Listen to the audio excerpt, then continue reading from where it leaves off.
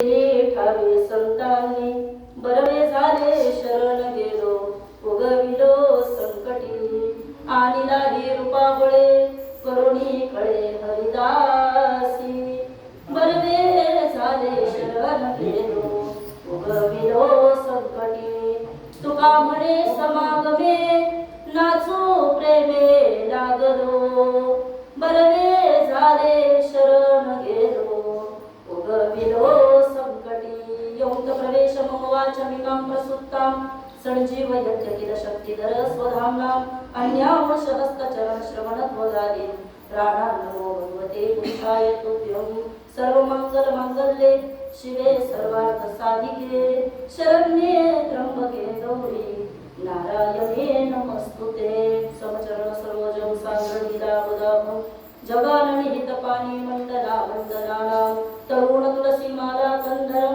कंजनेत्रं सदय धवलहासं विठ्ठलं चिंतयामि दयांचे तुझ्या स्मरण होय सकळ विद्यांचे अधिकरण ते जीवनगुरु श्री चरण श्री गुरूंचे ते नमस्कारोनी आता मस्तक हे पायावरी या वारकरी संतांच्या सेवेला मी सेवक झालो तुमच्या लागो निज चरणा अहो स्वामी तुमया देवा यावरी न करावा अवेर कुळीची हे कुळदेवी केली ठावी संतांनी बरवे झाले शरण गेलो उगविलो संकटी मुक्त कैवल्य देवशोनी भगवान श्री ज्ञानोबराय जगद्गुरु श्री संत तुकोबराया आदी करून सर्व संतांच्या चरणी साष्टांग अभिवादन करते माझ्या श्रोत्यांना वंदन करते आणि या प्रवचन रूपी सेवेला सुरुवात करते प्रवचन रूपी सेवे करता राहिलेला आपण देवचे सुप्रसिद्ध साधू वैराग्याचे मूर्तिमंत पुतळे जगद्गुरु जगन्मान्य जगत व्यापक श्रीमंत श्री जगद्गुरु तुकोबराय यांचा 4 चरणांचा यच्छावत भूतलावावरती ही आदिशक्ती ही आदिमाया ही अनादि निर्गुण असणारी ही देवी कशा अर्थाने या ठिकाणी प्रकट झाल्यानंतर त्या देवीने इथं येऊन खऱ्या अर्थानं काय काम केलं आणि आपण जर तिच्या शरणागतीमध्ये राहिलो तर ती आपलं नेमकं काय काम करते याचं वर्णन तुकोबा या ठिकाणी या अभंगाच्या माध्यमातून करतात. आज आपल्या या जातमाता मंदिरामध्ये आपल्या या आदिशक्ती आदिमायेच्या प्रांगणामध्ये अतिशय प्रेमानं आनंदानं भक्तिमय वातावरणामध्ये पहिलंच वर्ष या ठिकाणी नवरात्रीचं हे शारदीय नवरात्र उत्सव आपण या ठिकाणी साजरा करायला घेतलेला आहे. सर्वप्रथम माझ्याकडून आणि माझ्या संपूर्ण अखिल भारतीय वारकरी महामंडळाकडनं अखिल वारकरी संघाकडनं तुमच्या या सुंदर कार्यक्रमाला खूप साऱ्या शुभेच्छा देते. कारण माझे हे फार मोठं गाव आणि या मोठ्या गावामध्ये मला वाटतं हे पहिलं वर्ष आणि हा पहिलाच कार्यक्रम या ठिकाणी मोठा कार्यक्रम तुम्ही घेतला. मी मगाशीच येताना बोलते तर जिथं आदिशक्तीचे आदिमायेचे आशीर्वाद तुमच्या कार्यक्रमाला लागलेले आहेत समजून जा या कार्यक्रमाला कधी खंडच पडणार नाही. म्हणजे इथून पुढे या ठिकाणी तुम्हाला कोणती विघ्नच येऊ शकत नाही. हा कार्यक्रम उत्तरोत्तर वाढत जातील आणि याचं स्वरूप तुम्हाला नेमकं किती मोठं होईल हे तुम्ही डोळ्यानं फक्त पाहत राहायचं ग्रामस्थ मंडळींनी. आणि म्हणून ज्या ज्या लोकांनी या कार्यक्रमाला इथं सुरुवात केली ज्या ज्या लोकांच्या मनामध्ये इच्छा होती हा कार्यक्रम आपल्या गावात व्हावा अशा सगळ्यांचे या ठिकाणी आभार व्यक्त करते. मला वाटतं दिलीप महाराज अवघ्या अर्ध्या तासामध्ये हे नियोजन झालं. अर्धा पाऊण तासात अंकुश महाराज बरोबर की नाही. आणि अर्ध्या पाऊण तासामध्ये जर तुम्ही या ठिकाणी एवढे चांगले चांगले वक्ते जर तुमच्याकडे येत असतील तर मला वाटतं की तुमच्या मागे नक्कीच देवीचे चांगले आशीर्वाद आहेत. तुमची सेवा चांगली असेल तर तुम्हाला कशाची कमतरता पडत नाही. तुकोबराय आपल्याला सांगतात तर ज्याची खरी सेवा त्याच्या भय काय जीवा त्याच्या भय काय जीवा त्याच्या भय काय जीवा. ज्याची सेवा खरी असते त्याला कधी भय राहत नाही त्याला कधी भीती राहत नाही. आणि म्हणून तुमच्या या सगळ्या कार्यकर्ता या ठिकाणी आई भगवतीचे आशीर्वाद सतत तुमच्या पाठीशी राहो अशी या ठिकाणी आईकडे प्रार्थना करते. आता या कार्यक्रमाच्या निमित्तानं या आपण या संपूर्ण 9 दिवसामध्ये 9 प्रवचनं ठेवलेली आहेत. मग काय आहे ताई या शारदीय नवरात्र उत्सवाचं महत्व कशी असते बरं ही नवरात्र कशा करता साजरी केली जाते नवरात्र याचं काहीसं चिंतन आपण सुरुवातीला पाहूया. आता ऐका हिंदू धर्मामध्ये सण साजरे करायची परंपरा आहे. हिंदू धर्मामध्ये आपण सगळे सण साजरे करत राहतो पण सगळ्या सणांमध्ये या ठिकाणी आपला शारदीय नवरात्र उत्सव जो आहे तो अत्यंत महत्त्वाचा या ठिकाणी मानला जातो. महिलांच्या दृष्टीने असेल किंवा या ठिकाणी आदिशक्तीच्या दृष्टीने असेल हा एक अत्यंत महत्त्वाचा सण मानला जातो. का बरं ताई हा महत्त्वाचा सण का आहे. आता आपल्या लोकांना कदाचित याचं महत्त्व जास्त माहीत नसेल पण जर तुम्ही कदाचित गुजरात प्रांतामध्ये कधी गेला तर तिकडची लोक हा उत्सव जास्त मोठ्या स्वरूपामध्ये करत असतात. तुम्ही अजून अन्य या ठिकाणी बाहेरच्या लोकांकडे गेलात तर ती लोक या सणाला विशेष महत्त्व दिलं जातं. महाराष्ट्रामध्ये 2 नवरात्र केले जातात. चैत्र महिन्यामध्ये एक नवरात्र होते आणि दुसरी या ठिकाणी आताची आश्विन महिन्यातली या ठिकाणी ही नवरात्र होते. या नवरात्रीमध्ये या ठिकाणी ती आदिशक्ती, आदिमाया, ती भवानी माता, ती जगदंबा, ती दुर्गा या ठिकाणी प्रगट होत असते आणि येणाऱ्या जे काही या ठिकाणी संहार असतात किंवा येणाऱ्या ज्या वाईट शक्ती असतात त्याला संपवण्याचा प्रयत्न ही माता खऱ्या अर्थानं करत असते. या 9 दिवसामध्ये आपण घट बसवतो. आजच्या दिवशी घटस्थापना केली जाते. मग घटस्थापना म्हणजे याचा अर्थ काय तर असं म्हणतात की पावसाळा आता जेमतेम कमी झालेला असतो. म्हणजे शेतीमध्ये या ठिकाणी पिकांचं प्रमाण आताच्या दिवसामध्ये पाऊस कधी पडायला लागला, पण पूर्वीचा काळ तसा होता का? बोला पडतं. पूर्वी तसं असायचं का? नाही. पावसाच्याच वेळेला पाऊस पडायचा. या वेळेला शेतकरी थोडे निवांत असायचे, माहिती का तुम्हाला? ऐका, आता या काळामध्ये आपण काय करत असतो तर वेगवेगळ्या धान्याची पेरणी त्या आपल्या घटामध्ये करत असतो आणि मग आपण 9 दिवस तिथं या ठिकाणी एक आपण मध्ये कलश ठेवतो आणि त्याच्यामध्ये आपण तो दिवा लावून ठेवत असतो. 9 प्रकारच्या 9 माळा या दिवसामध्ये या ठिकाणी आपण तिच्यावरती टाकत असतो. मग त्या झेंडूच्या फुलांच्या माळा असते, मग त्या माळा आपण या ठिकाणी भावनेनं तिच्या पुढे अर्पित करत असतो. काही 9 प्रकारच्या माळा म्हणजे काय? 9 दिवसच का? याचं उत्तर जर आपण या ठिकाणी वारकरी संप्रदायामध्ये शोधलं तर अंकुश महाराज संत साहित्य आपल्याला असं सांगतं की या ठिकाणी नवविधा भक्तीच्या करोनी नवरात्रा. आम्हाला असं सांगितलं जातं की नवविधा भक्तीची नवरात्र म्हणून तिला या ठिकाणी नवरात्र म्हटलं जातं. जिथं नवरात्रीचा समूह येतो त्याला नवरात्र असं म्हटलं जातं. पण आता ऐका, या नवविधा भक्ती कोणत्या तर श्रवण, कीर्तन, स्मरण, पादसेवन, वंदन, अर्चन, सख्य, दास्य, आत्मनिवेदन या 9 प्रकारच्या भक्ती आहेत. त्या भक्ती आपल्याला या 9 दिवसामध्ये देवीच्या पुढे अर्पण करायच्या. आजची भक्ती आहे ती म्हणजे श्रवण भक्ती. का बरं? श्रवणाच्या मिसे वैसावे होणी साम्राज्य भुवनी सुखी नांदे. आपल्याला काही येत नाही ना, आपण हे करायचं. काय करायचं? आपण फक्त नुसतं येऊन बसायचं. पण काय ऐकलं पाहिजे? थोडं देवाचं ऐकलं पाहिजे. काय मत आहे तुमचं? लोक ऐकतात ना, पण नको ते ऐकतात. याने असं केलं, त्यानं कसं केलं, याचं असं झालं, याचं कसं झालं. काही नाही बाबा, यानं काय होतं, कानाचं तर वाटलं होतच होतं, पण मेंदू खराब होऊन जातो. बाईच्या रात्रभर डोक्यात मग तेच विषय चालतात. ती अशी बोलली असेल का, ती तशी बोलली असेल का, ती मलाच बोलली असेल का, हे चालू राहतं. मग आपण चांगलं ऐकलं पाहिजे. संत आपल्याला सांगतात तुम्हाला ऐकायचं आहे ना, मग तुम्ही देवाचं ऐकलं पाहिजे. का ऐकेन तुझी कीर्ती, हे देवा आणि तुझी कीर्ती रात्रंदिवस आम्ही ऐकत राहू, बाकी आम्हाला दुसरं काही ऐकायचं नाही. मग आता ऐका, या आजच्या दिवशी आपण श्रवण भक्तीला महत्त्व देत असतो. मग आपण आज ठरवायचं आम्ही 9 दिवस या ठिकाणी जे काही व्रत करणार आहे, आम्ही 9 दिवस जे काही आता या ठिकाणी इथे येणार आहे ते अत्यंत आम्ही या ठिकाणी अनन्य भावाने इथे येणार. इथं येऊन आम्ही या ठिकाणी जे काही प्रवचनकार सांगतील त्याच्यामध्ये जे आमचं घेण्यासारखं आहे, जे चांगलं आहे, आमच्या संसाराला जे महत्वाचं आहे ते या ठिकाणी आम्ही इथं ऐकायचा प्रयत्न करणार. ते सांगू, या नवरात्रीमध्ये एक वेगळं चिंतन आपल्याला ऐकायला मिळतं. दिलीप महाराज या काही दिवसामध्ये सारिकाताई आपण पाहतो की नाथांनी देवीची फार मोठी भक्ती केली. नाथांनी देवीचे सगळे अभंग संतांच्या पुढे आणून ठेवले आणि मग तिथून पुढे आम्हाला देवी कळाली. नाथबाबांनी सांगितलं अनादि निर्गुण प्रगटली भवानी मोह महिषासुर मर्दाना राखोनी त्रिविध तापाची करावया जाडली भक्ता लागी तू पावसी निर्वाणी आईचा जोगवा मागेन आईचा जोगवा मागेन. या दिवसांमध्ये जोगव्याला महत्व दिलं जातं. जोगवा मागण्याकरता एक विशिष्ट पात्र असतं. काय म्हणतात बरं त्याला? बोलत नाही का तुमच्याकडे? बोला काय म्हणतात त्याला? परडी म्हटलं जातं की नाही. ती परडी घेतली जाते आणि ती परडी घेऊन त्यांच्या ज्या काही भक्तिनी असतात ना त्या देवीच्या भक्तीने ती परडी घेऊन जोगवा मागायला जात असतात. मग आता ऐका, तो जोगवा का महत्वाचा आहे? नाथबाबांनी सांगितलं त्या जोगव्यामध्ये ताकद आहे. कोणती ताकद आहे? ऐका, आता साजनी झालो मी संग विकल्प नवऱ्याचा सोडी येता संग काम क्रोध हे जोडी येणे मांग केला मोकळा मार्ग सुरंग आईचा जोगवा मागेन. ही जोगव्याची ताकद आहे. या जोगवा मागितल्यामुळे काय होतं? ऐका इकडं पा, भेद सारवणी वारीला जाईना. आता सगळा भेद विसरायचा आणि तिची वारी करत राहायची. आता सगळं काही विसरायचं. काय काय विसरायचं? प्रत्येकाच्या जीवनामध्ये एक दंभ नावाचा सासरा आहे. कोण? दंभ नावाचा सासरा आहे. प्रत्येक सासूरवासनीला एक दुःख असतं दादा, प्रत्येक सासूरवासनीला एक दुःख असतं. बरं असा काय भ्रम पुरुषांनी नका ठेवू बरं का, की नवरात्र फक्त मुली बैलांकरता असते, मुलींकरता असं काही नाही. सासूरवास असते आणि पुरुषांना होत आहे. काय म्हणते तुमचं? ऐकताय तुम्ही सगळे जण, ऐका. सासूरवास पुरुषांना सुद्धा असतो. आणि जर पुरुषांना सासूरवास नसता तर तुकोबराई असं म्हटले असते का, कागा सासूरवाशी मज केले भगवंता आपुलिया सत्ता स्वाधीनता ते नाही. हे देवा, आम्हाला सुद्धा त्या सासूरवासातनं जावं लागतं ना. प्रत्येकाला सासूरवास आहे आणि सगळ्या सासूरवासने तिचं दुःख पुढं बांधत असतात. एक तर तिच्या जवळच्या सखीकडं, नाही तर त्या आई जगदंबेकडं.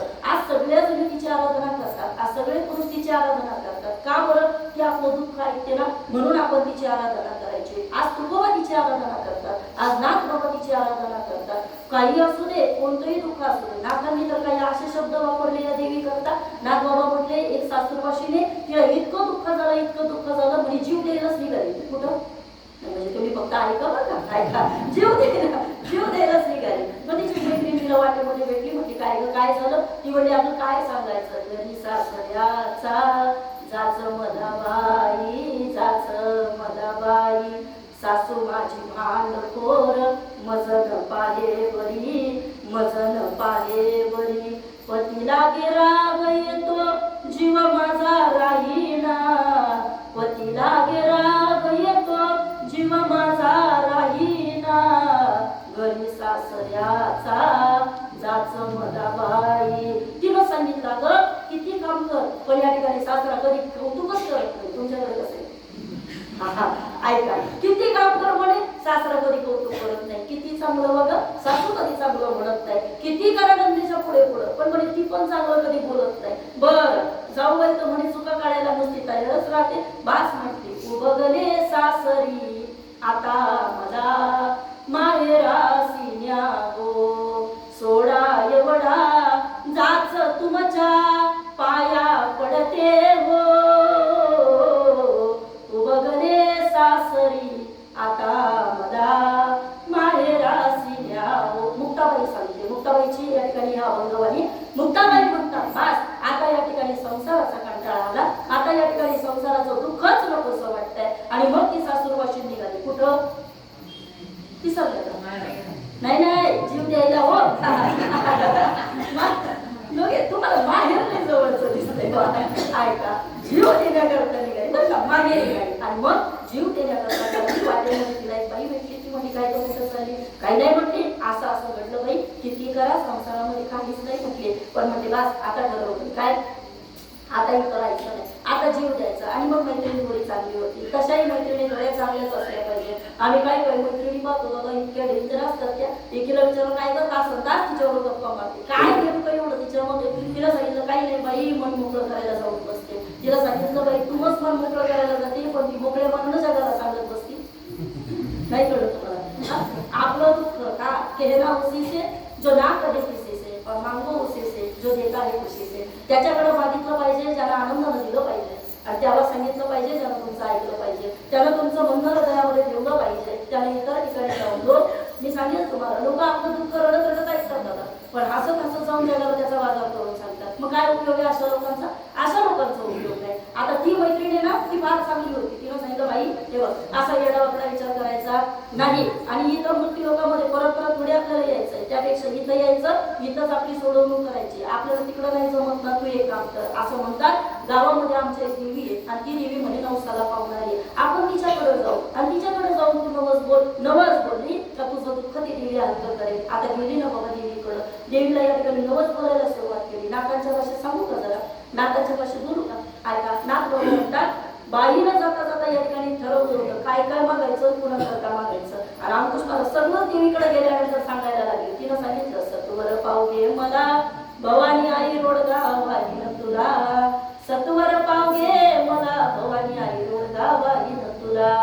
सासरा माझा गावी गेला, सासरा माझा गावी गेला, तिकडच खपवी त्याला भवानी आई आई रोडगावाई तुला सासू माझी जाच करती सासू माझी जाच करती लवकर निरतडी तिला भवानी आई रोडगावाई तुला नंदेचं काट किरकिर करत नंदेचं काट किरकिर करत खरू झोपू दे त्याला भवानी आई रोडगावाई तुला जाऊ माझी फडाफडा बोटी मोडकीच कर तिला भवानी आई रोडगावाई तुला एका जनार्दनी सगळेच म्हणते मोकळीच कर गे मला भवानी आई रोडगावाई तुला ती नाथबाबांनी सांगितलं बरं का एवढं मागितलं आता बरंच चांगलं मागितलं ना तिनं चला सगळ्यांनाच मारून टाकलं पण आता त्याचा अर्थ लक्षात घेऊ म्हणजे तुम्हाला नवरात्र समजेल ऐका तिनं सांगितलं काय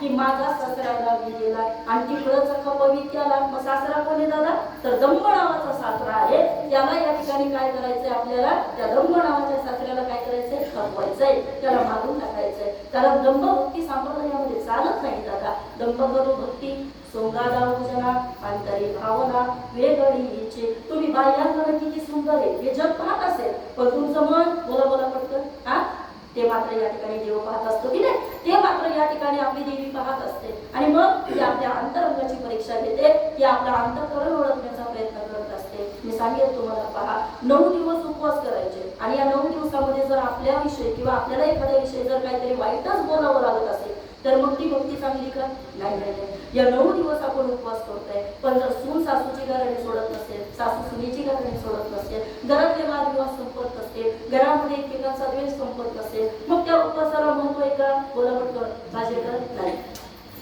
हे उपवास कामाचे नाही मग ही दंभ भक्ती या ठिकाणी कामाची नाही मग काय केलं पाहिजे ताई आम्ही या ठिकाणी तो दंभ नावाचा सासरा पहिला खपवला पाहिजे आज आलात ना सगळ्याजणी ऐका 9 दिवस शिल्लक आहे एखाद्या कलरची साडी नाही भेटली तरी चांगलं हा पण कमीत कमी या ठिकाणी आपल्यामधला दांभिकपणा या ठिकाणी निघून गेला पाहिजे तेवढं तरी आपल्याला करता आलं पाहिजे सोपं बोलू का आपल्याला बाबा या ठिकाणी चांगलं नाही करता आलं कुणाचं हरकत नाही पण कमीत कमी बोला की हा बरोबर प्रवचन येते तुम्हाला तुम्ही फक्त बोलत झाला आपल्याला नाही एखाद्या चांगल्या कामामध्ये भाग घेता आला तरी चालेल पण एखादं चांगलं काम करतोय ना त्याला आपण अडथळा करायचा नाही मग आता ऐका ही दंभ भक्ती आहे ना ही पहिली आपल्याला बाजूला करायची पुढे गेल्यानंतर काय करायचं आपली एक सासू आहे बाबा मग ती सासू काय करते ती सासू आपल्याला जाच करत असते कोणती सासू आहे बाबा जी आपल्याला या ठिकाणी जाच करते तर मला तरी असं वाटतं कल्पना नावाची सासू आपल्याला नेहमी जाच करत असते तुम्ही पहा कल्पना माणसाला शांत झोपू देत नाही गावाची कल्पना नाही हा कल्पना माणसाला कधी शांत झोपू देत नाही ती सारखी जाच करत असते जोपर्यंत ती इच्छा पूर्ण होत नाही तोपर्यंत या ठिकाणी ती सासू आपल्याला सारखी त्रास देत असते ना माता ऐका आपल्याला संतांनी सांगितलं ना बाबा म्हटले ती माझी इच्छा नावाची सासू आहे ना तिला पहिल्यांदा काय कर लवकर भेटवतात मग काय कर म्हणजे मला मरू दे असं नाही बरं का मग काय केलं पाहिजे तर ती इच्छा आमची संपली पाहिजे कोणाची संपली विचारा तुकोबा राहिला तुकोबा राहिला सांगतात आता निश्चित पावलो विसावा कुंडलिया धावा तृष्णेची आमच्या तृष्णा संपल्या आमच्या इच्छा संपल्या तशा आपल्या इच्छा संपल्या पाहिजे तुकोबा आता काय शिल्लक राहिलं तुकोबा म्हणजे आता काहीच नाही शिल्लक राहिलं काम नाही झालो पायी रिकामा झालो पायी रिकामा झालो पायी रिकामा आता आयुष्य शिल्लक आहे पण आता आमच्या जीवनामध्ये काही काम राहिलं नाही मग आता आपली अशी एक सासू आहे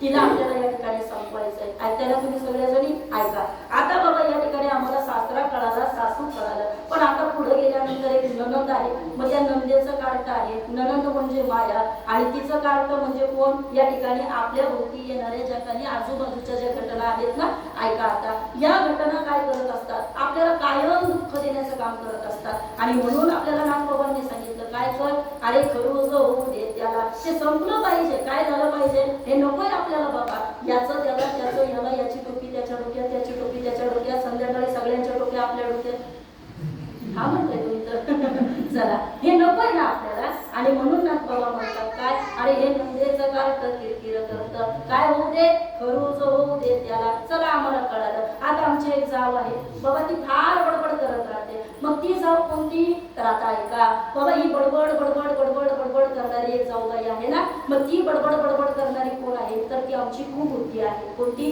दुर्बुद्धी आहे आणि म्हणून तर आपले तुकोबा काय म्हणतात, दुर्बुद्धी ते मना कदा नुपजो नारायणा, कदा नुपजो नारायणा. आमची जी वाईट बुद्धी आहे ती बुद्धी आम्हाला या ठिकाणी वाईट काम करायला लावते ना. आम्हाला सांगितलं काय, गोडकीचं कर गतीला. तिला मारायला नाही सांगितलं, मग काय करायला लावलं, तिला गोडकी करायला लावलं. गोडकी म्हणजे मुकी करून टाक. वाईट जर डोक्यामध्ये आलं नाही तर म्हणजे चांगलं तेवढं तर राहील ना. मग आता ऐका, ज्याला वाटतं ना आपल्यामध्ये कोणीतरी काहीतरी वाईट टाकते, एक काम करायचं. काय करायचं, गांधीजींच्या 3 माकडांना डोळ्यासमोर आणायचं. माहिती आहे झोप आहे काय, बोला पटपट. गांधीजींची माहिती आहे ना, कोण, एवढं जरी डोळ्यासमोर आलं बास वाटतरी बाबा, एवढं आपल्याला कळलं तरी आपलं धन्य आहे. आता ऐका बरं का, हे झालं नाथबाबांचं. पण नाथबाबांनी पुढे आपल्याला सांगितलं, दादला मारून आहुती देईन, एकटीच राहू दे मला, किंवा मोकळी कर घे मला. तिने सांगितलं मला दादला पण नको. दादला म्हणजे कोण नक्की का, दादला म्हणजे नवरा. आता ऐका, मग तो नवरा कोणता, कारण नाथबाबा दुसरीकडे एकदा सांगतात, दादला नको ग बाई मला नवरा नको ग बाई, दादला नको ग बाई मला नवरा नको ग बाई, दादला नको ग बाई मला नवरा नको ग बाई. आता हे बरं तुमचं जरा गावात मध्ये पडतंय, नाही तर माझा नवरा म्हणेल इकडेच ठेवा. हे पण कठीण आहे बाबा. अशी प्रमाणात देवीच्या काळामध्ये बोलायचं म्हणलं तर येतं जरा. पण आता ऐका, हा दादला कोणता ते आम्हाला कळायला पाहिजे. तो दादला दुसरा तिसरा कोणी नसून तो विकल्प नवऱ्याचा सोडीला संग विकल्प नावाचा जो आमचा दादला आहे तो आम्हाला या ठिकाणी नकोय. आणि मग शेवटी नाथबाबांनी त्या देवीची आराधना केली आणि त्या देवीला सगळे काही भगवती ऐक माझी एक इच्छा आहे, काय एका जनार्दनी सगळेच मरू दे आणि मोकळीचं कर घे मला. आता सगळे मरू दे मला मोकळी कर, या शब्दाचा अर्थ काय घ्यायचा. काय झालं, आद्यगुरु शंकराचार्य यांच्या जीवनामध्ये एक घटना घडली. घटना अशी घडली, ते सहज रस्त्यावर चालले होते आणि वाटेमध्ये त्यांना एक दुकान दिसलं, किराणा मालाचं दुकान दिसलं. आणि बरं कसं आहे, तिथं गेल्यानंतर शंकराचार्यांनी विचारलं, का हो या बर्नीमध्ये काय आहे. दुकानदाराला सांगितलं याच्यामध्ये साखर ठेवलेली आहे. त्याला विचारलं या बर्नीमध्ये काय आहे. आता ऐका बरं का, त्या दुकानदाराला सांगितलं याच्यामध्ये चहापत्ती ठेवलेली आहे. मग या बर्नीमध्ये काय, म्हणजे याच्यामध्ये मसाले ठेवले, याच्यात काय, याच्यात खोबरं ठेवलं, याच्यात काय, याच्यात डाळ ठेवली, सगळं सांगितलं. पण एक मोकळी बर्नी तिथं दिसली. आणि मग त्यांनी विचारलं या मोकळ्या बर्नीमध्ये काय. आता दुकानदाराची पद्धत असते, ते मोकळ्या बर्नीला काही मोकळं म्हणत नाही. मग त्यांनी सांगितलं याच्यामध्ये राम आहे. जोरात बोला, काय काय राम. आता ऐका, राम आहे असं म्हटल्यानंतर मात्र या ठिकाणी आद्यगुरु शंकराचार्यांनी सांगितलं, म्हणजे का हो बाकीच्या बर्नीमध्ये जे साहित्य तुम्ही त्यांची नावं घेतली आणि ज्याच्यात काही नाही तुम्ही त्याला राम म्हणताय असे कसं काय. त्यावेळेला दुकानदाराला सांगितलं, म्हटले ज्याच्यात काही नसतं ना आम्ही त्याला मोकळं म्हणत नाही, आम्ही त्याच्यामध्ये राम आहे असं आम्ही समजत असतो. आद्यगुरु शंकराचार्यांनी त्याच दिवशी ठरवलं, जर रामाला आपल्याकडे आणायचं असेल तर आधी आपल्याला मोकळं करावं लागणार आहे. आणि त्या दिवसापासून त्यांनी ठरवलं की आपण रामाचं भजन करायचं, आपण दुसरं काही करायचं नाही. आणि नाथबाबांनी पण तुकोबांनी आपल्याला तेच सांगितलं की बाबा रे तू का म्हणे चित्त करा रे निर्मळ येवणी गोपाळ राहे ते. अजून पुढे सांगू का, तू का म्हणे देह वरीला विठ्ठले काम शोध केले घरली ते. अगोदर आम्ही हे सगळं रिकामं केलं, कारण त्याला आणायचंय तर आपल्याला काहीतरी रिकामं करावं लागेल ना. अगोदर हे रिकामं करावं लागेल आणि एकदा का ह्याच्यातनं मोकळं झालो तर मग आपल्याला परमार्थाचा मार्ग सोपा होतो. आणि तो मार्ग सोपा झाला तर मग आई भगवतीची कृपा आपल्यावरती होत असते. मी बोलेल तुम्हाला 9 प्रकारच्या देवीची आराधना आपण या नवरात्रीमध्ये करतो. मग याच्यामध्ये आजची देवी आहे तिला शैलपुत्री देवी म्हणतात. काय म्हणतात, जोरात बोला, शैलपुत्री. 9 प्रकारच्या देवीची आराधना करायची आपल्याला. आजची शैलपुत्री आहे, उद्या ब्रह्मचारिणी आहे, पुन्हा या ठिकाणी तिसरी मला वाटतं काहीतरी चंद्रघंटा, चौथी कुष्मांडा, नंतर स्कंदमाता आहे, पुढे गेल्यानंतर कात्यायनी देवी आहे, नंतर महाकाली आहे, सिद्धत नाही शेवटी सिद्धदात्री, महाकाली, महागौरी आणि मग सिद्धदात्री शेवटला. मग आपल्याला या 9 देवींची आराधना करायची. आता काय महाराज या 9 देवींमध्ये 9 प्रकारच्या कथा सांगितल्या जातात. आता मला सगळ्या माहिती आहेत, पण सगळ्या सांगितल्यावरती मग 9 बाकीच्या 9 गौऱ्या काय सांगतील ना, त्यापेक्षा आता मी माझी तेवढी मला सांगू द्या, म्हणजे मला प्रवचन सगळं तुम्हाला समजून सांगता येईल. ऐका, आजची देवी आहे तिला शैलपुत्री म्हणतात. मग आज या शैलपुत्रीचं काय स्थान आहे, का तिला इतकं महत्व दिलं जातं, तर आपल्याला देवी भागवतामध्ये असं सांगितलं जातं की आजची देवी ही पार्वतीचाच एक अवतार आहे, पण तो पार्वतीचा झालेला पुनर्जन्म आहे. काय आहे, पार्वतीचा पुनर्जन्म. तशा 9 प्रकारच्या जे देवी आहेत ना या सगळ्याच पार्वतीचाच अवतार आहे. पण आजच्या देवीला या ठिकाणी पुनर्जन्म घ्यावा लागला त्या शंभूची आराधना करण्याकरता. मग काय झालं बरं, असं म्हणतात दक्षानं मोठा यज्ञ मांडला आणि त्या यज्ञामध्ये दक्षानं सगळ्यांना बोलवलं, पण पार्वती मातेला मात्र त्याला तिथं बोलवलं नाही. आणि त्याचाच राग या ठिकाणी पार्वतीच्या मनामध्ये कुठेतरी होता. तिनं विचार केला, अरे बापानं नाही बोलवलं म्हणून काय झालं, माहेरी जाण्याकरता कोणाला विचारावं लागतं का? बोला पटकन. माहेरी जाण्याकरता माहेर तर आपल्याला म्हटली, आपण आपलं गेलं पाहिजे. पण आता ऐका, शंकराने सांगितलं, म्हणजे पार्वती तू तिथं जाऊ नको, तिथं जाऊन या ठिकाणी तुझा कोणी आदर सत्कार करणार नाही, तुझं जाऊन तिथं कोणी चांगलं बोलणार नाही, तू काय तिथं जाऊ नको. पार्वती म्हणते राहू दे, तुमच्या बरोबर संसार करते, पण तरी सुद्धा या ठिकाणी तुमचंच ऐकते. आता मला माहित नाही, मी माहेरी जाणार, माझ्या बापाने एवढा मोठा यज्ञ मांडलाय, मी काय तुमचं ऐकणार नाही. गेली पार्वती माता. पण तिथं गेल्यानंतर मात्र रामायण आपल्याला सांगतं की बाबा रे, सगळी जण या ठिकाणी वाकडं तोंड करत होती, कुणी तिच्याकडे पाहत नव्हतं. पण या गर्दीमध्ये एक बाई होती, तिला आई असं म्हटलं जातं. ती आई मात्र या ठिकाणी तिला विचारत होती, साबर बरी मिली एक माता बघितली मिली बघतो उसकाता. सगळ्या बहिणी तिथं येत होत्या आणि बहिणी त्या पार्वतीला विचारत होत्या, काय ग तुझा नवरा कपडे बिपडे घालतो का? झोन पण म्हणे ते वाघराच्या गुंडाळतो, सापाला गळ्यात लटकवतो. कुणीतरी यायचं तिची थट्टा करायचं, कुणीतरी येऊन विचारायचं, काय ग बाई ग, म्हणजे हा तू काय अलंकार वगैरे आता केलेत का नाही? लाखोवर सोनं गेलं त्या नव्याला म्हणून काहीतरी करून ठेव. झोन पण ते मेलेल्या माणसांची मुंडकीच गळ्यामध्ये अडक होतं. आता राग आला पार्वतीला. ऐकताय ना तुम्ही सगळे, ऐका. आणि मग ती पार्वती माता रागाने या ठिकाणी तिकडे गेली. दक्षाकडे तिने या ठिकाणी पाहिलं तर दक्षाने या ठिकाणी तिचा अपमान केला. तुला कुणी बोलवलं? एक तर तिला तर बोलवलं नव्हतं आणि तिच्या नवऱ्यालाही तिथं बोलवलं नव्हतं, पण आपल्या पतीला यज्ञामध्ये बोलवलं नाही. हा राग पार्वतीच्या मनामध्ये राहिला आणि इथं येऊन माझ्या नवऱ्याचा अपमान केला, म्हणून त्या पार्वतीनं तिथं यज्ञामध्ये उडी टाकली. आणि पुढे गेल्यानंतर भगवान शंकरानं तो यज्ञ या ठिकाणी मोडून टाकला.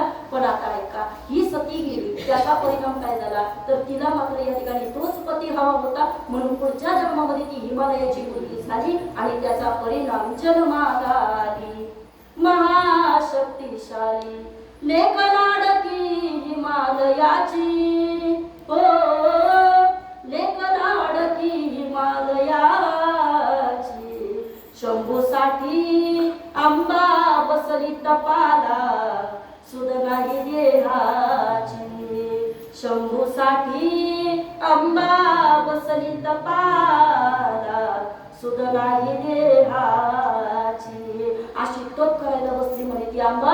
आणि ती भगवती या ठिकाणी हिमालयाची ती पोरगी झाली आणि तिला या ठिकाणी भगवान शंकराला परत एकदा स्वीकारलं. तिचं नाव या ठिकाणी शैलपुत्री ठेवलं जातं. ती हिमालयाची पोरगी आहे म्हणून तिला हिममाता असं सुद्धा म्हटलं जातं. आणि आज या ठिकाणी तिची आराधना आपल्याला करायला मिळते. मग ताई, आज तिची आराधना जर आम्ही केली तर आमच्या जीवनामध्ये काय फायदा होणार आहे? आता ऐका, तो फायदा आपल्याला या ठिकाणी पाहायचा आहे. आजच्या दिवशी या ठिकाणी जर आपण तिचं पूजन केलं आणि आजच्या दिवशी जर आपण तिची आराधना केली तर असं म्हणतात आपल्या अडकलेल्या ज्या इच्छा असतात त्या इच्छा खऱ्या अर्थानं पूर्ण होतात. कारण तिची अडकलेली इच्छा होती ना, आणि त्या इच्छेकरता तिनं ते व्रत केलेलं होतं. म्हणून जर आज आपण त्या देवीची आराधना केली तर आपोआप आपल्या इच्छा या ठिकाणी पूर्ण होत असतात. आणि अशा देवीची आराधना तुकोबा म्हणते आम्ही सुद्धा करतो. वास्तविक पाहता संप्रदायामध्ये असं जर पाहिलं तर तुकोबा म्हणतात एक धरला चित्ती आणि आम्ही रघुमाईचा पती. आम्ही या ठिकाणी भगवान परमात्मा पांडुरंगाशिवाय कुणाला मानत नाही. अनेकाची स्तुती आम्हा ब्रह्महत्या एका वाचून त्या पांडुरंगा, तसा आम्ही कुणाला मानत नाही. पण तुकोबा मात्र आज अभंगामध्ये देवीचं वर्णन करतात. का करतात त्याचं कारण मला जरा तुम्हाला सांगायचंय. महिला वर्ग सगळ्यांनी उत्तर द्या आणि मला सांगा, लग्न करून आपण जेव्हा या भाजे गावामध्ये आलो, बरोबर आहे, लग्न आपलं आपल्या पती सोबत झालेलं असतं. पण आता सगळ्या महिलांनी उत्तर द्या, भांडी फक्त नवऱ्याची असतं का? तुम्ही बोला ना. कपडे फक्त नवऱ्याचे होता का? जेवण फक्त नवऱ्याचं करतो का आपण? नाही नाही नाही. बरं, लग्न एकाच सोबत केलं पण कामं सगळ्यांची करतो की नाही? याचं मागचं कारण काय? मी त्या मालकाशी जरी एकनिष्ठ असते पण त्या मालकाच्या सोबत असणारी सगळी नाती जशी आपल्याला सांभाळावी लागतात ना, तसं तुकोबा म्हणजे आम्ही फक्त विश्वाच्या पांडुरंगाच्याच बरोबर या ठिकाणी लग्न केलेलं आहे. पण तरी सुद्धा हे सगळे त्याचे नातेवाईक असल्यामुळं आम्हाला या ठिकाणी ते नातेवाईक सांभाळावे लागतात. म्हणून तुकोबाच्या अभंगामध्ये त्या देवीचं वर्णन करतात. कुळीचे कुळदेवी केली ठावी संताने. परंपरेपासून चालत आलेली ती आदिशक्ती आहे, ती अनादिमता आहे. तिचा गौरव कुणी कुणी केला. स्वर्ग मृत्यू पाताळ याचा मंडप घातिला हो. चारही वेदाचा वर फुलभरा बांधिला हो. सहस्त्र पुराणे अनुवादती तुझा गोंधळ मांडिला हो. उधो बोला उधो अंबाबाई माऊलीचा हो. आषाढी कार्तिकी तुझ्या गोंधळाची दाटी हो. पुंडलिक भक्तराज शोभे वाळवंटी हो. एका जनार्दनी अंबा उभी कर ठेवो निकटी हो.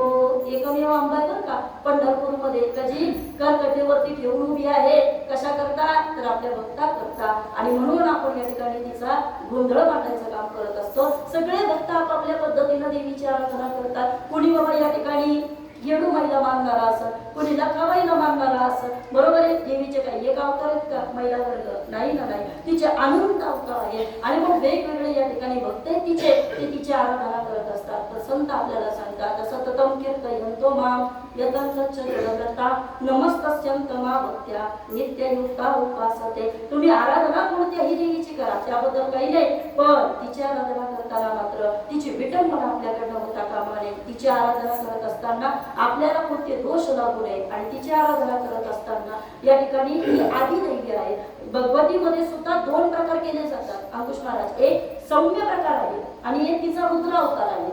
तुम्ही जगदंबेकडे जा तो तिचा सौम्य अवतार आहे. तुम्ही भवानीकडे जा तो तिचा सौम्य अवतार आहे. पण या ठिकाणी जर तुम्ही दुर्गेकडे गेलात, महाकालीकडे गेलात, तिच्याकडे जर तुम्ही तिकडे गेलात ना मग ते तिचे रुद्र अवतार आहे. भैरवी हा तिचा रुद्र अवतार आहे. चामुंडा हा तिचा रुद्र अवतार आहे. मग तिचे काही सौम्य अवतार असतात आणि काही रुद्र अवतार असतात. आता या ठिकाणी प्रत्येकाला माहिती आहे 9 दिवसामध्ये महिषासूर नावाच्या दैत्याला मारण्याकरता तिने या ठिकाणी क्रोधित होऊन तो अवतार घेतलेला आहे आणि तिला शांत करता यावं म्हणून या ठिकाणी आपण तिचे उपवास करत असतो. आताच्या काळामध्ये आपण देवघटी बसलो म्हणतात, बरोबर ना? तुमच्याकडे काय म्हणतात?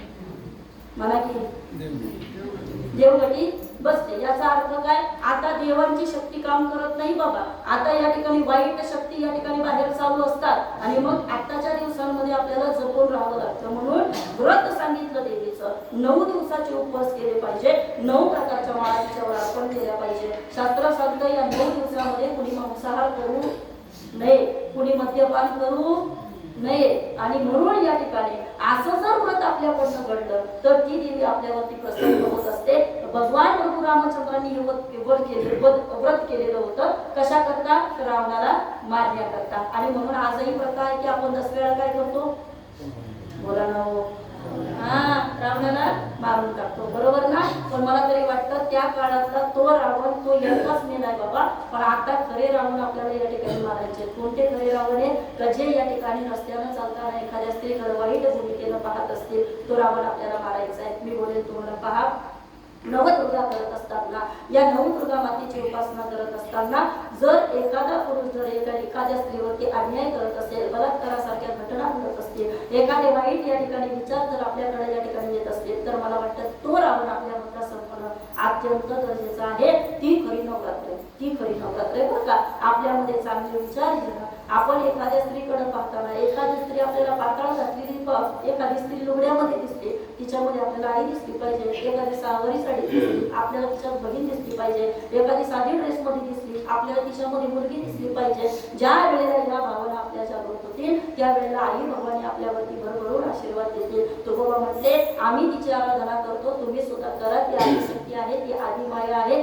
ती अनादी कालापासून चालत आलेली आहे. वारकरी संप्रदायामध्ये या ठिकाणी 5 प्रकारचे देव मानले जातात. किती प्रकारचे? 5 प्रकारचे देव मानले जातात. काही देव आहेत त्याला आदी भौतिक देव म्हणतात, काही देव आहेत त्याला अनादी देव म्हणतात, काही देव आहेत त्याला नित्य देव म्हणतात, काही देव आहेत त्याला नैमित्तिक देव म्हणतात आणि काही देव आहेत त्याला अभिदैविक देव असं म्हटलं जातं. पण आता ऐका, याच्यामध्ये काही आहेत त्याला हेंदरी शेंदरी म्हणतात. हेंदरी शेंदरी कळतं का तुम्हाला? पूर्वीच्या काळी एखाद्या शेतामध्ये काम करायला जायचं असेल तर शेतामध्ये काम करायला गेल्यानंतर पहिली सवय असायची कंच्या तरी दगडाला शिंदून असायचे, बरोबर आहे ना?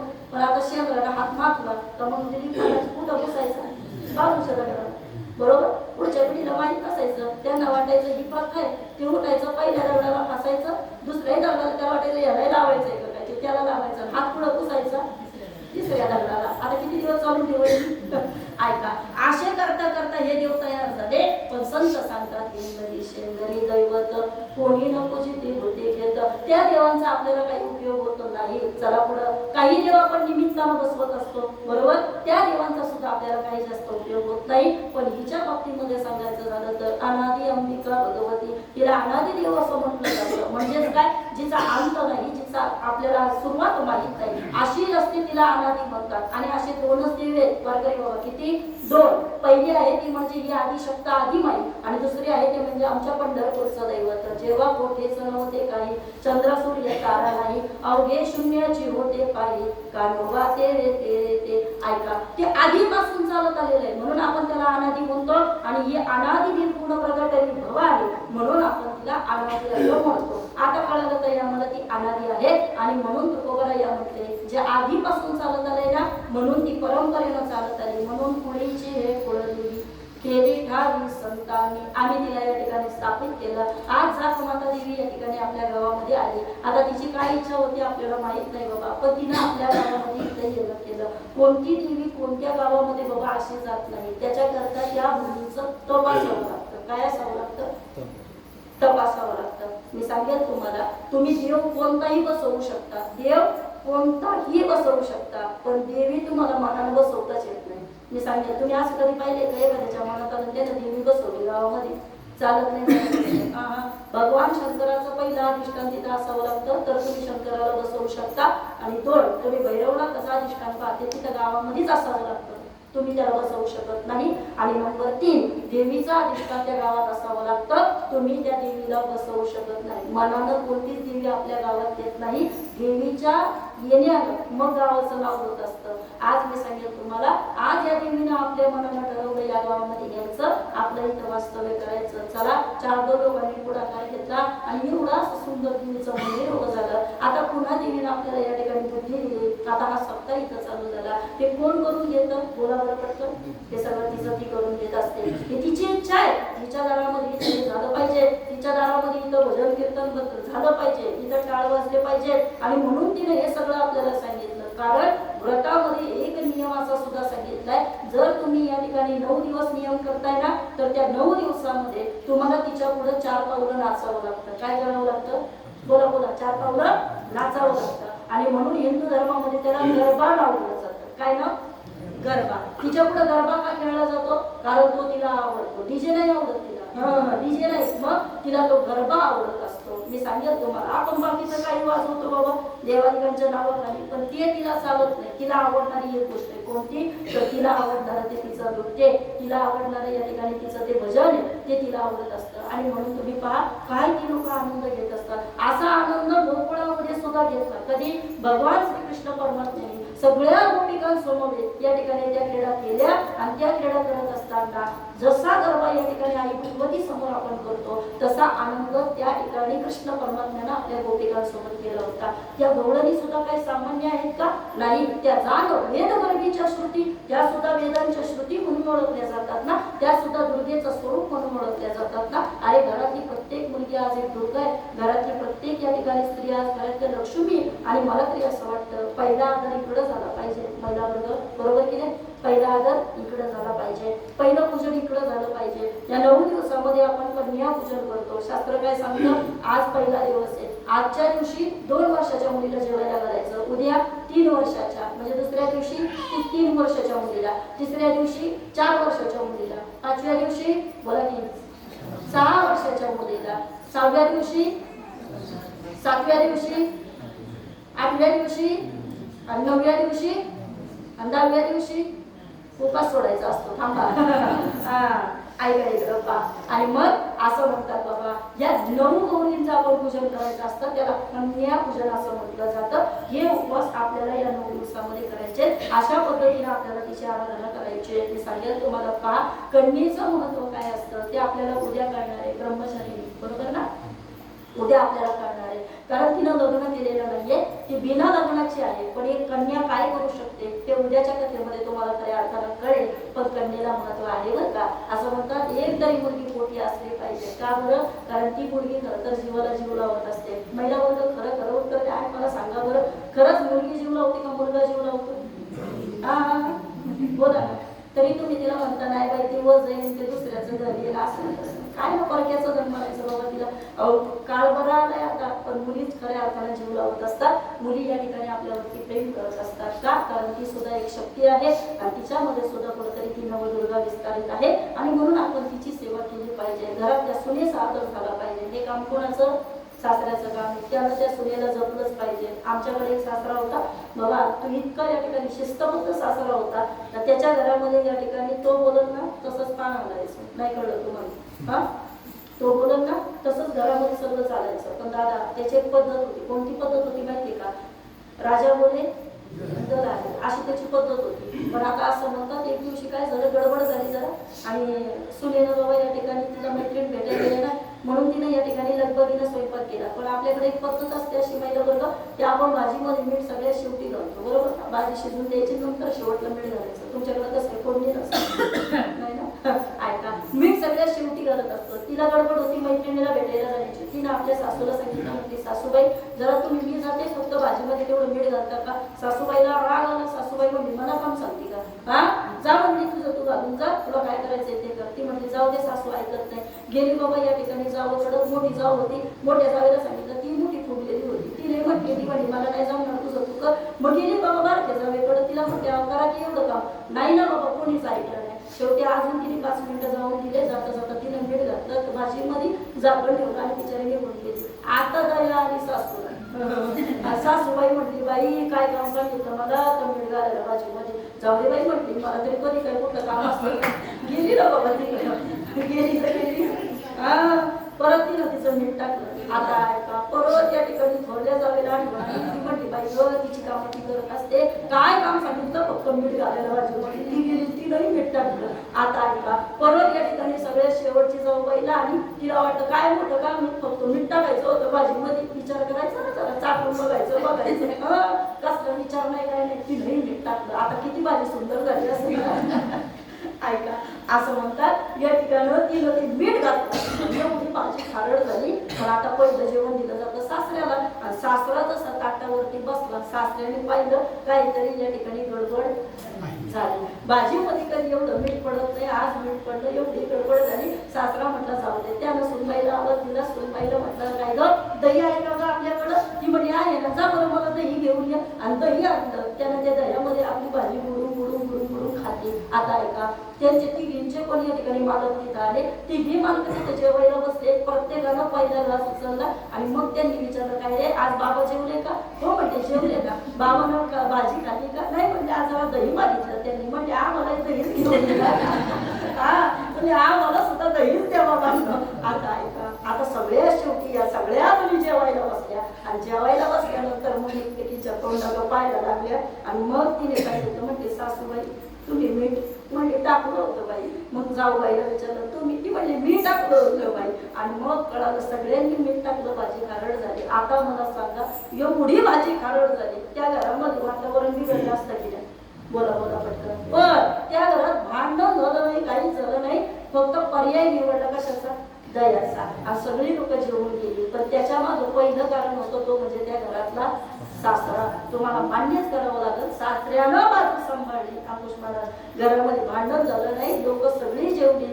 भाजी वायाला गेली असं, पण घरातलं घर पण वायाला गेलं नाही. ते काम पहिलं असतं ते म्हणजे आपल्या घरातल्या सासऱ्याचं. त्यानं ते पाऊल जपून वापरलं पाहिजे. आणि ज्यावेळेला असा सासरा या ठिकाणी सुनेला आदर देत असतो ना, आणि घरातल्या सुनेनं म्हटलं पाहिजे का मला माझ्या वडिलांची आठवण येत नाही बाबा, इतकं प्रेम तुम्ही माझ्यावरती करता. हे काम या ठिकाणी त्या सुनेला इज्जत देण्याचं, सुनेला या ठिकाणी दर्जा देण्याचं, सुनेला आदर देण्याचं ते एका सासऱ्याचं आहे. सासूबाई आता मी तुमच्याविषयी नाही बोलत काही हा, कारण या ठिकाणी मला असं वाटतं क्योंकि सास अभी कभी बहू थी, नाही कळत. हा, कधीतरी तुम्ही सुनेच्या प्रौढमधून गेलेला आहात. मला फक्त एकच सांगायचंय, तुमच्या वेळेला सासूरवास होता, आता सासूरवास राहिला नाही, आता सुरुवात चालू झाली आहे. हा ऐका, आता तसं काही राहिलेलं नाही. त्यामुळे आता मुली सुद्धा या ठिकाणी अत्यंत चांगलं आयुष्य जगतात. आपल्या घरातल्या सुनेला आपण सांभाळून घ्यायचंय आणि आपल्या घरामध्ये आपलं कुकुळ आपलं आपण करायचंय. हाही खरी नवरात्र असणार आहे आणि या 9 दिवसामध्ये आपल्याला ते जपायचे, नाते होती जपायचे. आणि मग एका एका स्त्रीला आपल्याला मान सन्मान द्यायचा आहे. एका एका स्त्रीकडे आपल्याला आदरेच्या भावनेनं पाहायचंय आणि एका एका स्त्रीमध्ये खऱ्या अर्थाने हे सगळे आपल्या जे काही नाती आहेत ते जपण्याचं आपण काम करायचंय. तुकोबाराया म्हटले असं जर खऱ्या अर्थानं तुम्ही केलं तर या स्थापित केलेल्या देवीकडे तुम्ही जा, तिला शरण अनन्य भावानं जा. कारण जो मज होय अनन्य शरण तयाचे निवारी मी जन्म मरण, या लागी शरणांगत शरण मीची एको. तुकोबा आपल्याला काय म्हणतात, तुम्ही जर तिला शरण गेलात तर ती देवी तुमच्या संकट काळामध्ये धावून येण्याचं काम करेल. काय करेल? संकट काळामध्ये धावून येण्याचं काम करेल. बरवे झाले शरण गेलो उगविलो संकटी. एक वाक्य बोलू का भाषेकर? ऐका, तुमचं पहिलंच वर्ष आहे. जाता जाता एक वाक्य घेऊन जाता वचनार्थ. आज जितकी पावलं तुम्ही हा काट्या कुट्याचा रस्ता सोडून इथपर्यंत देवीकडे आल्यात ना, तुमच्या संकट काळामध्ये तितकी हजारो पावलं ही देवी तुमच्याकरता धावून येणार. हा, तितकी हजारो पावलं. ती कधी तुमच्यावरती संकट येऊन देणार नाही, ती कधी तुम्हाला अडचणीत टाकणार नाही, ती कधीच तुमच्यावरचं कुठलंही संकट असू दे कायम या ठिकाणी ते दूर करण्याकरता तयार राहणार आहे. कारण तिला फक्त भक्ती आवडते. काय आवडते? भक्ती आवडते. तिला रोडगा आवडतो आणि फक्त या ठिकाणी तेवढी भक्ती आपण तिथं जाऊन करायची. तिला काय आवडलं? तिला फक्त ती झेंडूची माळ आवडली, तेवढी माळ आपण तिला अर्पण करायची. तिची जाऊन फक्त अनन्य भावानं सेवा करायची. बाकी देवी तुमच्याकडे काही मागत नाही. उलट तुम्हाला जे पाहिजे ना ते सगळं देवी तुम्हाला देऊन टाकते. हा, जयामणी जैसा भाव तया तैसा अनुभव, दावीसी दया धना ऐशी तुझी ही माव. तुमची भक्ती जशी तसं फळ देण्याचं काम आई भगवती तुमच्यावरती करणार आहे. जे वाईट आहे ते ती संपवणार आहे. तिला रावणाला संपवलं. ऐकताय ना तुम्ही सगळे जण? तिनं या ठिकाणी महिषासुराला संपवलं. तिनं या ठिकाणी महासुंभ अशा एका मोठ्या असणाऱ्या दैत्याला तिनं या ठिकाणी संपवलं. अशा अनेक वेगवेगळ्या राक्षसांचा तिनं वध केला. या 9 दिवसामध्ये आपले भक्त सुरक्षित राहावे, या 9 दिवसामध्ये कोणत्याही वाईट शक्तीचा आपल्या भक्तांवरती या ठिकाणी प्रभाव पडू नये आणि या 9 दिवसामध्ये कोणतीही वाईट शक्ती माझ्या भक्ताला त्या शक्तीनं त्रास देऊ नये याच्याकरता निर्गुण निराकार असणारी ती भगवती या ठिकाणी आपल्या भक्तांचं रक्षण करण्याकरता खऱ्या अर्थानं गावामध्ये विराजमान होते. तिच्या हातामध्ये ती शस्त्र घेऊन या ठिकाणी तयार होते. आणि कशा करता? ती कधीतरी सिंहावरती बसून येते, कधी वाघावर बसून येते, कधी ती नंदीवर बसून येते. तिला जे वाहन आवडतं ती त्याच्यावरती बसून येते. कधी ती 6 हाताची होते, कधी ती 10 हाताची होते, कधी ती अष्टभुजा धारण करते. आणि मग अशा वेगवेगळ्या भुजा धारण करून ती आपल्या भक्ताचं रक्षण करत असते. अशी ती आदिमाया आहे, अशी ती आदिशक्ती आहे. आणि ती आदिशक्ती या ठिकाणी आपल्या प्रत्येकाचं रक्षण करत असते. पण कधी? बरवे झाले शरण गेलो. आपण तिला शरण गेलो तर ती आपल्याला या ठिकाणी सांभाळत असते. आणि पुढे जाऊन तुकोबारायांनी सांगितलं, आणि राही रूपावळे करुणी खडे हरिदासी, करुणी खडे हरिदासी. तिला आम्ही नावारूपाला आणलं. आता बाकीचं सगळं जाऊ द्या, पण सोपं सांगते पहा. कुणीतरी उत्सव चालू केला गावामध्ये, असं इथून पुढे चर्चा राहील की नाही? बोला की बरोबर की नाही? बाकीचं जाऊ द्या, पण चला 2-4 लोकांनी मिळून एवढा मोठा पुढाकार घेतला आणि गावामध्ये एवढा मोठा कार्यक्रम आमचा चालू झाला. बरोबर, मला सांगा, एवढा मोठा कार्यक्रम चालू झाला आणि पहिल्याच दिवसाला एवढी गर्दी. बरोबर आहे? माझं मत आहे, ऐका इकडं पासळी जण. अहो, काही प्रवचनं अशी केली दिलीप महाराज आम्ही, जिथं या ठिकाणी फक्त 4-4 लोक समोर बसलेले असायचे. एवढा गावामध्ये राजकारण. छोटे भाऊजी म्हणतात गजकारण परवडलं, राजकारण परवडलं. ते फार कठीण असतं बाबा. ऐका, मी सांगते तुम्हाला. पण आज मात्र या ठिकाणी पहिल्याच दिवशी आज आपल्याकडे एवढी गर्दी आहे ना, मी बोलेल तुम्हाला, पहा, तुम्ही फक्त कोणीतरी पुढाकार घ्यायची गरज होती. जर चांगलं कर्म असेल ना त्याला पाठिंबा देणार सगळं गाव असतं. आणि मला वाटतं आजची जमलेली गर्दी ही तुमच्या केलेल्या कामाची पोचपावती. मग ज्यांनी कोणी या ठिकाणी पुढाकार घेतलाय त्याला या ठिकाणी आज आपलं फळ दिसतंय. ही पारणं किती बाबा आपल्या डोळ्याची. इथून पुढे आई भगवती करून घेणार सगळं. आणि कोणीतरी या ठिकाणी पाठिंबा केलं, सौजन्यकार तयार झाले. पटापटा लोकांनी या ठिकाणी सौजन्य दिलं. तुम्हाला कोणी नाही म्हटलं का? बोला नका नका, कशाला करता असा कार्यक्रम? कोणी आला का कोणाच्या तोंडात?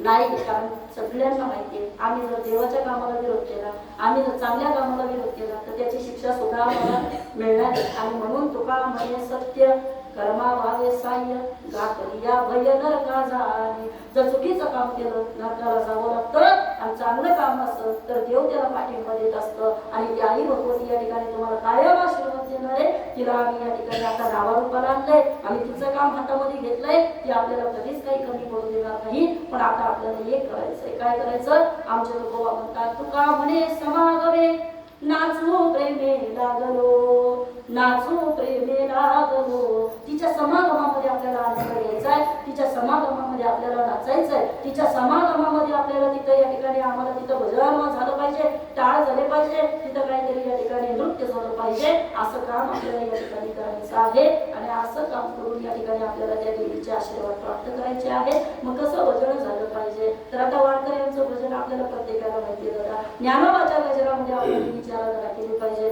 तुकोबाच्या गजरामध्ये जय गोष्ट तिच्यापर्यंत आपण पोहोचवलं पाहिजे. आणि त्याच्याकरता सर्वांनी दोन्ही हात वरती करावं. चला दोन्ही हात वरती.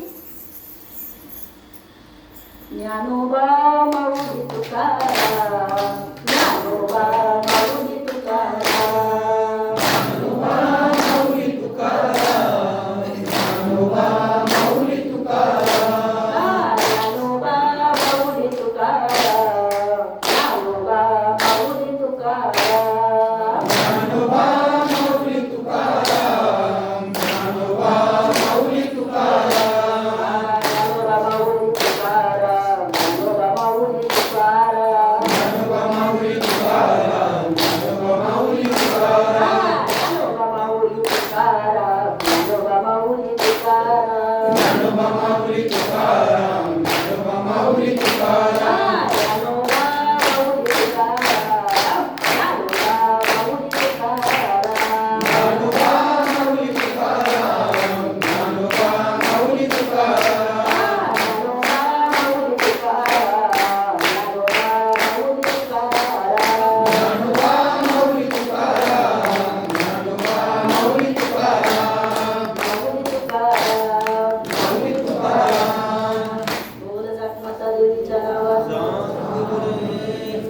सगळ्यांचं या ठिकाणी या देवीला चांगलं करू दे, उदंड आयुष्य गावाने सगळ्या तरुणांना लाभू दे.